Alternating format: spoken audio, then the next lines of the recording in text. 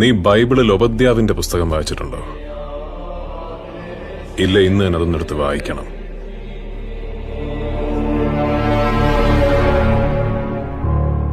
എനിക്ക് നിന്നോട് പറയാനുള്ളതെല്ലാം അതിലെഴുതിയിട്ടുണ്ട്, വ്യക്തമായിട്ട്.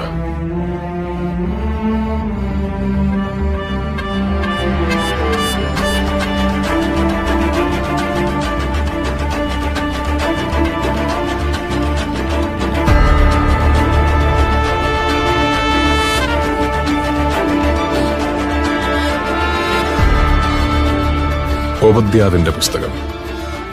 നീ ചെയ്തതിനൊക്കെ ഞാൻ നിന്നോട് പകരം ചെയ്യും.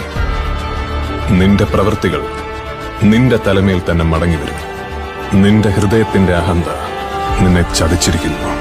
നീ കഴുകനെ പോലെ ഉയർന്നു പറഞ്ഞാലും നക്ഷത്രങ്ങൾക്കിടയിൽ കൂടുകൂട്ടിയാലും അവിടെ നിന്നെല്ലാം ഞാൻ നിന്നെ താഴെ ഇറക്കും.